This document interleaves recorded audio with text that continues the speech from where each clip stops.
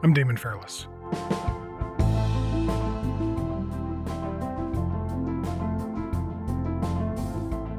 It started with a murder outside a Sikh temple in Surrey, BC this past June. Hundreds of community members and supporters of the Khalistan movement came together, all to commemorate the life of Hardeep Singh Nijjar.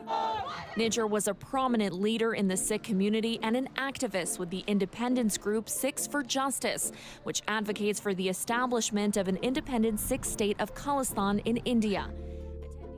Then in September, Prime Minister Justin Trudeau made an astonishing claim that Canada had credible intelligence linking Indian government agents to Nijjar's killing. Over the past number of weeks, Canadian security agencies have been actively pursuing credible allegations of a potential link between agents of the government of India and the killing of a Canadian citizen, Hardeep Singh Nijjar. India denied the accusation.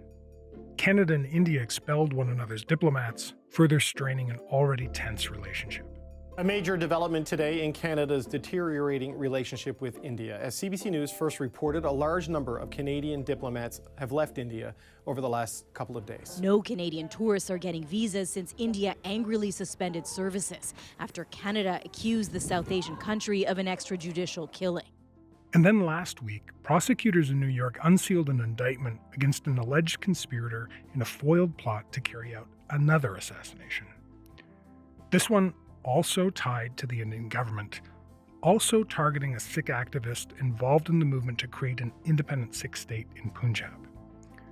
The indictment lays out in startling detail how a network tied to the Indian government was allegedly planning an assassination. CBC's Alex Panetta has been covering the story from our Washington bureau. He joins me now to talk about this foiled assassination plot and what it tells us about the murder of Hardeep Singh Nijjar here in Canada.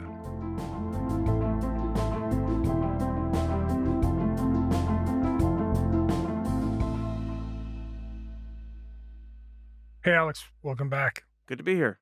So it's not often I read an indictment and feel like I'm reading kind of like a John le Carré novel. It's a fascinating story, and ultimately this assassination plot was foiled, but the plot itself and the plotters are really fascinating. So I was hoping, first off, we could walk through who the people involved with are, starting with the alleged target. Who is he? He's unnamed in the indictment. What do we know about him? No, it's fascinating that we finally heard after 3 months of basically crickets after Prime Minister Trudeau dropped that bombshell. We've got a whole bunch of details about this alleged plot, including the name of another alleged target.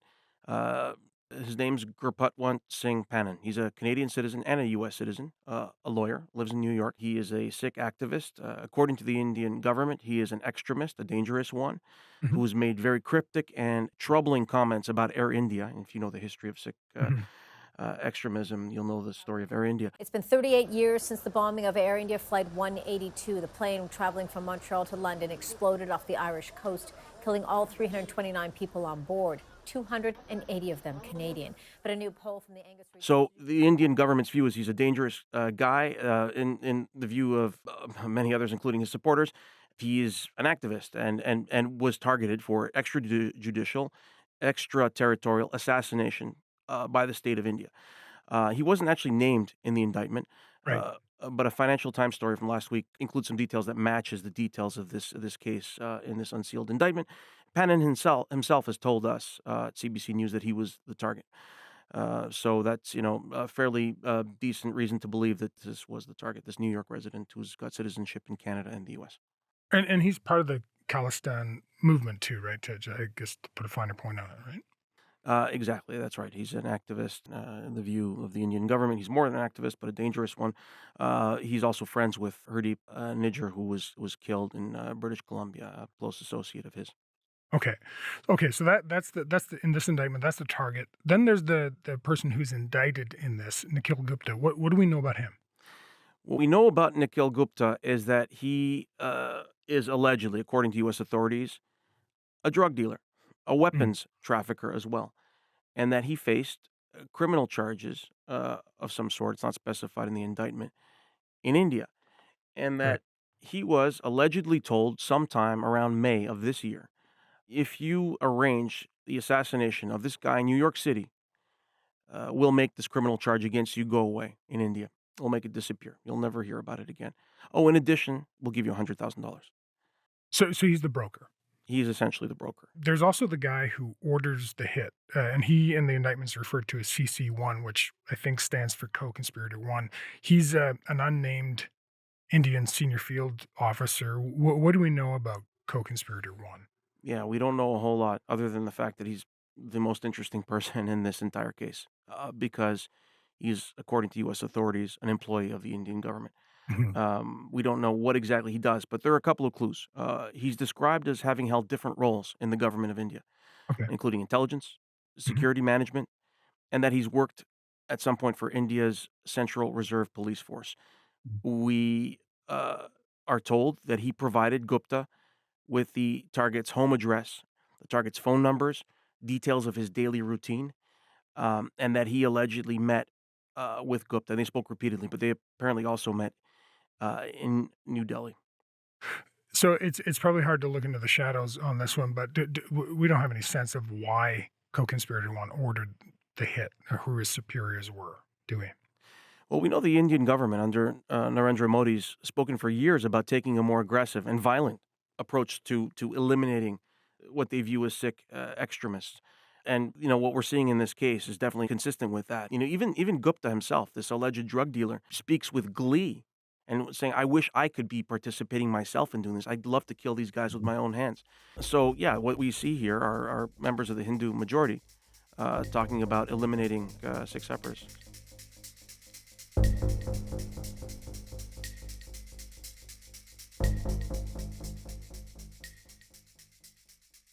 Okay, so right now we have Panu, who's the target in New York. We've got Nikhil Gupta, who is an Indian national who has been basically assigned as the guy to broker the hit on Panu. And we've got this shadowy figure, CC1, co-conspirator 1, an Indian national again, a senior field officer of some sort. We don't know much about him.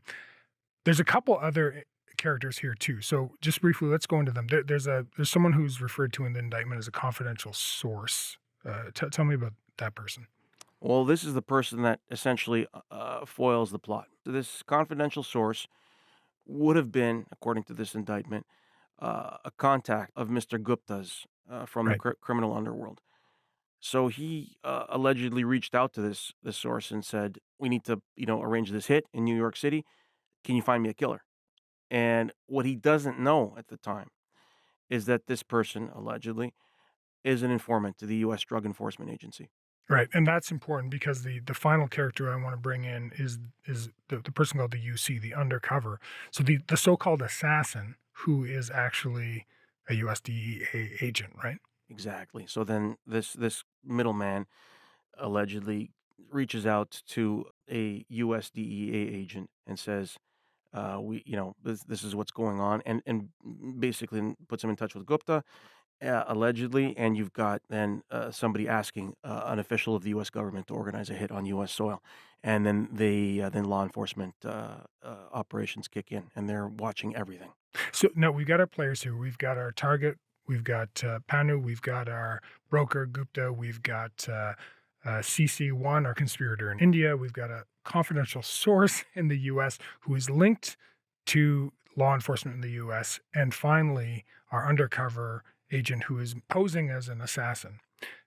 Tell me, how did this plot unfold? It's the spring of 2023, this year. It's a very important geopolitical moment. U.S.-China tensions are at a fever pitch. They're cutting each other off of trade and vital strategic goods. And the U.S. is looking to India as a strategic partner. And Narendra Modi is coming to Washington.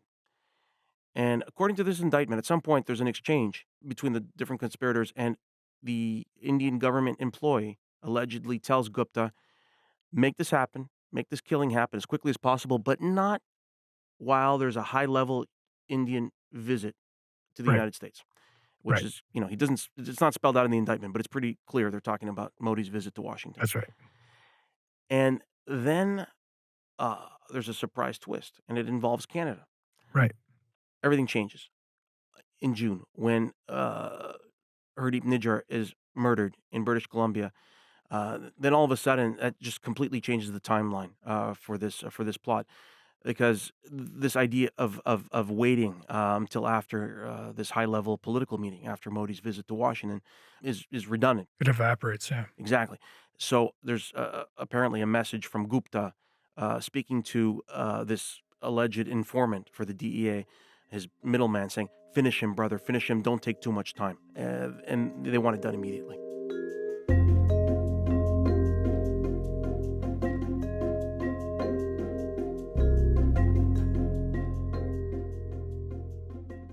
So if I'm understanding, we've got before Modi's visit in June to the U.S., we've got this plot's unfolding where we've got Gupta trying to broker a deal to murder Panu.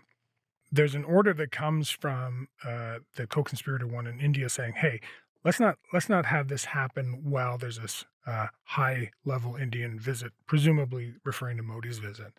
Then out of the sidelines here comes the murder of Hardeep Singh Nijjar in Surrey, BC, which suddenly kind of changes the tack in India, and we get Nikhil Gupta getting a text saying, "Hey, like, we've got to do this now." Is it right? Exactly. And according to this indictment, this Indian government employee specifically said the killing in Canada had accelerated the timetable for the assassination in New York. He apparently texted one of the other conspirators in the case, "It's a priority now." So what happens after that point? Once Gupta gets the text saying, "Hey, finish this, brother, get this done." Well, what happens? Walk me through that. Yeah, he sends his supposed contract killer a video of Nijjar's body from British Columbia. I'm not sure exactly how they got the video. Exactly, that's a question. Good question. Yeah, and he says, "Do it quickly," meaning do it in New York quickly. This thing's happened in Canada. We need to move, and then everything goes wrong because he doesn't realize that he's been talking to allegedly undercover agent, also an undercover informant, and he's arrested in the Czech Republic. After a flight there, he's stopped, and he's currently fighting extradition to the United States. And cash changed hands too, right? Well, yeah, now we know the going rate, apparently, on one of these plots, and it's allegedly $100,000. That's what Mr. Gupta would have been offered to arrange this killing. And we know that they negotiated some of the conditions of that cash, the total amount, how much might come in advance. And there's actually a picture in the indictment of what's presented, or it's described as $15,000, an advance on the payment, changing hands in a car in New York City. There's a photograph of a wad of $100 bills. So this plot unfolded from the spring of this last year, around May of this last year, to the end of June, roughly speaking. Hardeep Singh Nijjar is murdered in Surrey, BC, in mid-June, and this plot against Panu's unfolding. Explain to me how these two cases are related. We see these exchanges happening between different people associated with this plot, saying there's a big target in Canada. We have 3 targets in Canada. A different crew did the job in Canada. So clearly these things are related. And then we see people talking about accelerating the job, doing it more quickly because of what had just happened in Canada. There's no need to wait anymore. We see quotes like, "Finish him, brother. Finish him, brother. It's a priority now."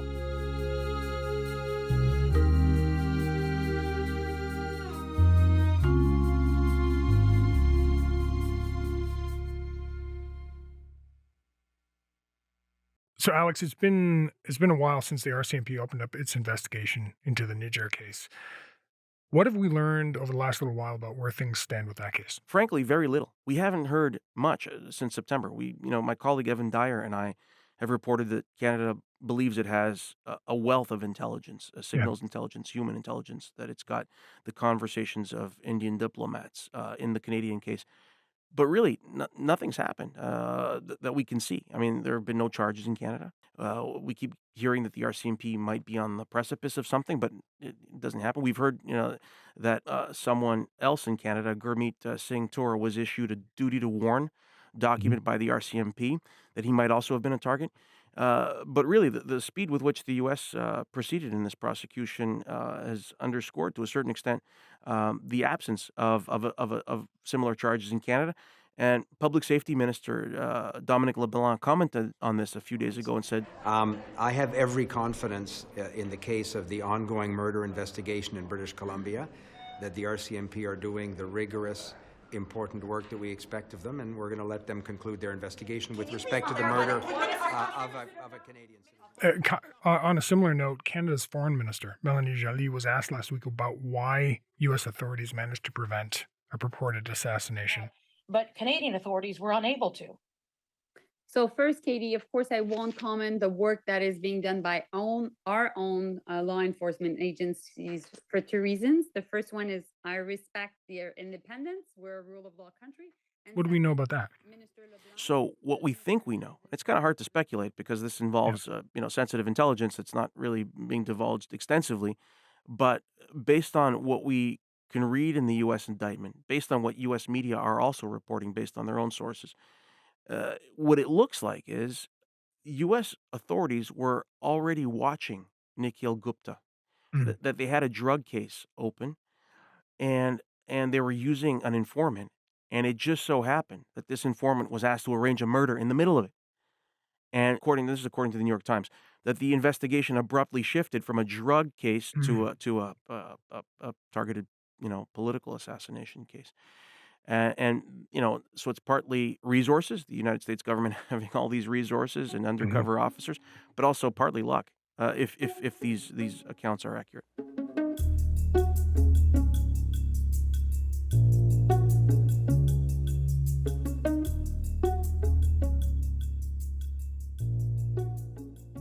So after Trudeau makes this claim back in September that Canada has credible intelligence linking Indian government agents to Hardeep Singh Nijjar's killing, there was huge blowback, right? So Indians suspended visa services. Calling in the Canadian High Commissioner and announcing that it is expelling a senior Canadian diplomat within the next 5 days. That's a tit-for-tat response to Ottawa's kicking out a top official from India. Things were really tense, and Indian news coverage of Canada was not charitable, to say the least. So, with these U.S. allegations, though, in this indictment, we've seen the Indian government say that it'll now undertake a high-level inquiry. So, what do you think will come out of that inquiry? Well, one of the most pertinent questions to ask when a public inquiry is launched is to see its terms of reference, to ask what people are looking for. It's kind of interesting that the Indian government has not published the terms of reference. As a matter of fact, I was speaking with a colleague in India and asked whether this inquiry would be public, whether the details would ever be made public. And I was told that an Indian government asked Indian officials this very question and was basically told off for asking the question.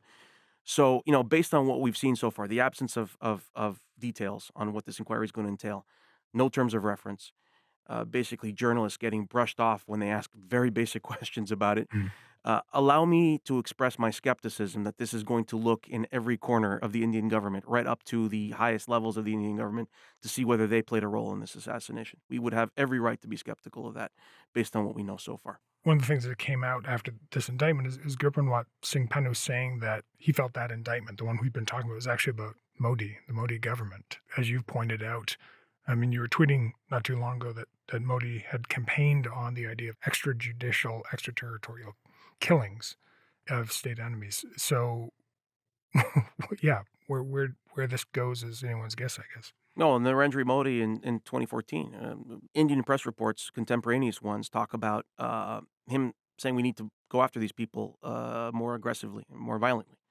And so, those of us who've been talking to government officials in the last couple months about this case, my understanding, and we have to be careful because we don't want to sort of over-report what people aren't willing to say on the record, but my understanding is Prime Minister Modi hasn't explicitly denied these allegations in private. And so you put all that together, and the Indian government is now got an inquiry into something that, and it's not willing to tell you how far it's willing to look. It's going to raise some questions about whether there's going to be a line that investigators are not willing to cross in India. And so, yeah, clearly some of the targets of these assassinations or these would-be assassinations believe that there's high-level involvement in India. All right, Alex, thanks so much. Really appreciate it. Thank you.